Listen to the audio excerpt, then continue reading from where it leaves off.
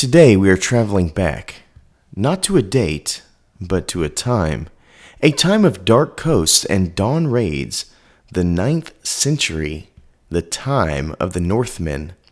They weren't just pirates, they were explorers, traders, and conquerors, and poets who wrote in blood.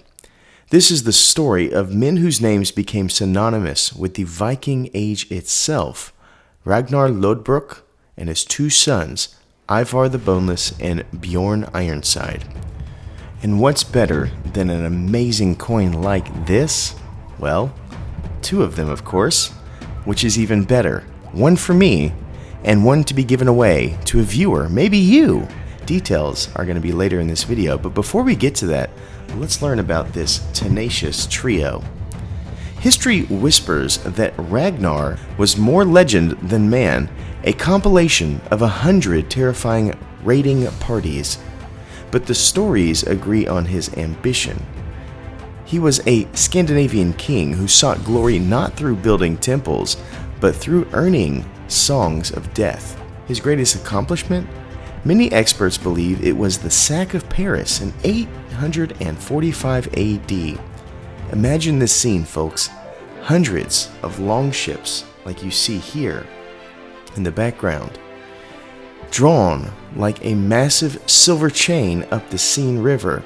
The ships bearing the terrifying serpent heads arrived at the gates of Paris, and the great Frankish King Charles the Bald, knowing his wooden walls could not hold back the tide of Ragnar's fury, paid him a massive ransom of 7,000 pounds of silver to leave. Ragnar departed richer than many kings of Europe, not by the sweat of his brow, but by the strength of his axe. He made a boast, and he made good on it. But all glory eventually fades. Ragnar was later captured by the king of Northumbria and thrown into a pit of vipers to die. As the venom took him, Ragnar didn't curse his fate. He issued a warning that became legend. These little pigs would grunt if they knew how the old boar suffers. He died, but his revenge was already born in his sons, as we see here and here. Ragnar left behind a host of formidable sons, but two names echo down the ages with terrifying clarity: Ivar the Boneless and Bjorn Ironside. Let's first talk about Ivar. In an age that valued brute strength, Ivar was a paradox. The sages call him boneless, suggesting he likely had a physical ailment. Maybe it was palsy or something like that. But what made him truly dangerous was not his body, it was his mind. Ivar was a brilliant strategist. When news reached Scandinavia of Ragnar's agonizing death, Ivar did not lead a small party vengeance raid. He assembled the great heathen army in 865 AD. This wasn't a raiding party, it was an invasion force. Its goal was not to loot, it was to conquest.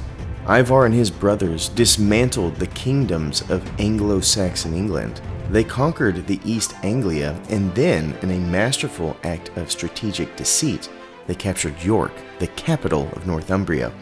The revenge for their father was slow, brutal, and utterly comprehensive. Ivar used the very essence of strategy, planning, negotiation, and psychological terror to forge a new destiny for the Northmen in England, laying the foundation for the future Danelaw. Now we'll turn our attention to Ivar's equally ambitious brother, Bjorn Ironside. Where Ivar was the cunning fox, Bjorn was the relentless wolf. His father boasts of wealth and inspired him in hunger for riches beyond the misty shores of the North Sea. Bjorn looked to the south, to the legendary wealth of the Mediterranean. Bjorn Ironside and his fleet sailed from France through the Straits of Gibraltar into the sun-drenched sea civilization. They attacked North Africa, they pillaged the coast of Italy, and they executed one of the most famous ruses in Viking history when they tried to sack the city they believed to be Rome. They surrounded the Italian city, which actually was Luni. Bjorn couldn't break the walls, so he sent a message to the bishop. The message said that he was dying and wished to convert to Christianity and be buried in the sacred ground. Once brought inside the walls for the funeral, Bjorn leapt from his coffin, killed the bishop, and opened the gates for his men. This was the real Trojan horse. It wasn't Rome, but it was a magnificent and audacious act of deception. Bjorn returned years later loaded with treasures, having pioneered a new route for the Northmen and securing his own place as founder of the Munsu dynasty, a line that ruled Sweden for generations. The significance of Ragnar and his sons, as you see here, is this. They took the Viking Age from a series of opportunistic raids to a period of permanent colonization. They didn't just smash things. They forced Europe to redefine its political map. The line of kings in Norway, Sweden, and England owe their existence to the ambition of sheer relentless will of these three men. They are historical cornerstones of every saga, every shield wall, and every whisper of the North. Which brings us today to this amazing 1-ounce coin. When you hold this modern coin issued by the CIT Mint, a piece of brilliant fine silver that echoes the wealth of Ragnar's demand from Paris, you are holding more than just metal. You're holding the weight of a legacy. Want to hold this coin in your hand? As mentioned, I'm giving one of these away courtesy of the CIT Mint. All you have to do to enter is go to their website, which is linked in the description below, but it is also cit.li/en, in case you wanted to know. Once you're on their website, all you have to do is answer these two questions in the comments below. Question 1. Tell me, out of all the coins on the CIT Mint website, what is your favorite? And question 2, if you worked at the CIT Mint and were able to design one coin, what would it be? I'll be doing the drawing in our monthly giveaway video soon. That's it, folks. Also, fun fact, I found out that CIT Mint and their amazing coins are actually sold at APMEX, which I already shop at monthly, so maybe I'll be getting some more of these. Now back to the video. This coin, by its very existence, recognized the spirit of these legendary warriors, their hunger for conquest and exploration, and their profound impact on world history, which still resonates thousands of years later. It is a tangible, silent testament to the fact that these stories, earned in blood, still demand our attention and still define the price of history. But the question remains, is it right for your collection? Let's put it on our 60-point scale to find out. Before we get to the obverse, however, we need to address this packaging. As is usually the case from high-quality mints, there is intention with every crease and corner. CIT is no exception. This package came to me well packaged, and after removing that packaging, looks just like this. What a world we live in where this can come from deep in the heart of Europe to my doorstep. I love the world we live in, folks. This coin was able to arrive, of course, thousands of miles from Liechtenstein to here in Texas without blemish. It's a minimal black design. Black on black is always classic, and as you can see, we have the CIT logo right here. As we remove the outer sleeve, we see the star of our show once again, as you can see,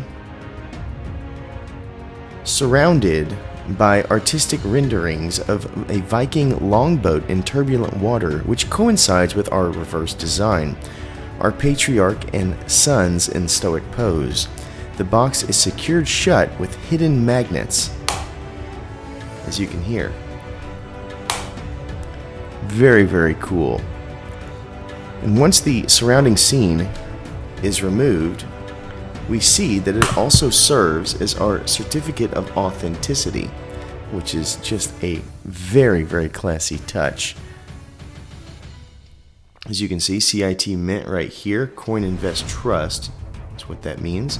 Savage Vikings, Cook Islands, $5, 2026, 1 ounce, 4/9 silver, and 999 pieces. Ultra high relief here, which then shows you now the beautiful contrast of the velvet black against the brilliant coin. Just gorgeous. Now, to this amazing obverse. The stars of our show wear intention on their brow. The depth is magnificent, the texture is stunning. Look at the contrast from the hair to the inlay of the helmet to the glint of the blade. This is not only balanced across the coin, but also in depth. We see the Savage Vikings, which alludes to the series that this coin hails from. Some say that this is a little small for 1 ounce, diameter-wise, but that's because a substantial part of the weight is in the depth, unlike most bullion coins. This is truly historic art, and honestly one of the best detailed coins I have ever seen. I could not even begin to imagine what this would look like in a 5-ounce coin. It scores an obvious 10. When we move to the reverse, we're met with a just brilliant scene. Once again, this is a design that literally jumps out at you. The sails look as if I can see behind it. The longboat looks as if it's going to glide off the coin and into the palm of my hand.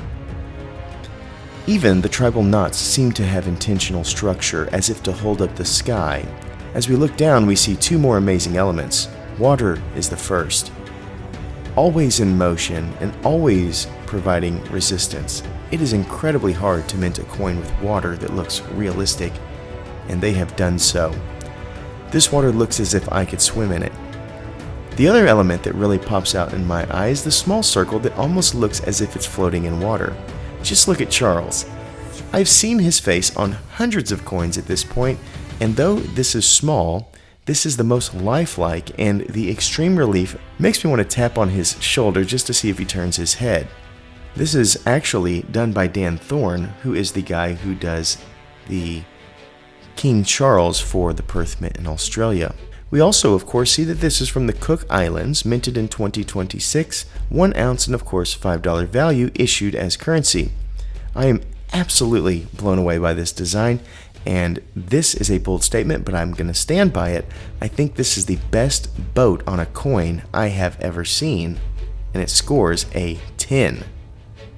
Mintage is our next category, and boy, is this a good number.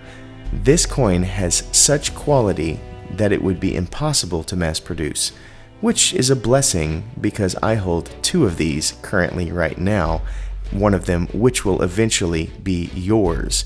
So 2 out of 999 minted. Very, very fantastic. This, in my mind, is a piece of art, just like as if an artist releases prints of his own artwork, and he has 999 prints made. It is absolutely stunning. The quality and design are flawless, and the theme is without question one of the most desirable when it comes to historical themes. It scores a 10. Now we set sail to cultural significance. The Vikings were bold, brash, and lived a life of contrast. It was a hard life behind a shield wall and blade. It is said that the conquest of the Vikings went further than almost all known cultures, as they even were documented trading slaves with Mongols. Think about that. A small group of warriors from the icy waters of northern Europe has a legacy that met across the Asian steppe.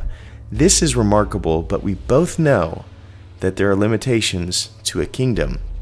As Rome found out many times, a kingdom can only go so far before priorities have to be made about how to defend the land.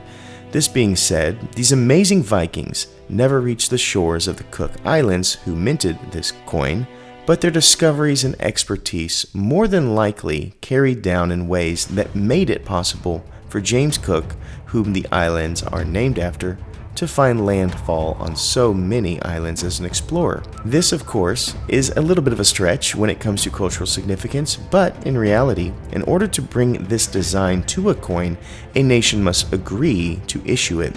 And without the Cook Islands agreement with CIT, this coin likely would never have been struck.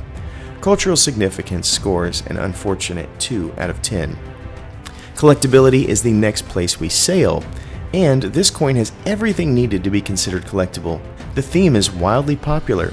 It has a boat, and if I know anything about bullion, it's that boats are always popular. This coin spots a low mintage and has a flawless design.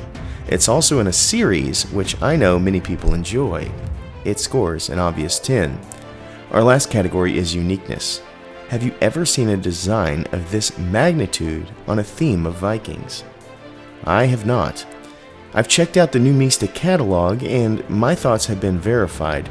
There are few coins holding the face of Ragnar, but not his two brothers, and not one that's in ultra high relief.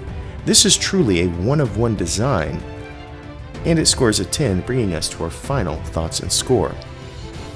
This amazing Viking coin from the CIT Mint pillages past the line at an elite 52 out of 60, and the only detraction was the amount of cultural significance the theme has with the issuing nation. Just take a look at the beauty of this coin. It tells such a story, and it dazzles the eyes in ways no camera can bring justice. This is a coin that is beyond an investment and on the realm of art, and should be considered as such. This is a piece that should reside on a bookshelf, providing conversation to guests who walk by. These three are legends of history whose stories should be shared with kids and grandkids. This is a piece that goes well beyond silver value. Thank you so much for watching, and as always, please remember to stay classy and current with the culture of currency.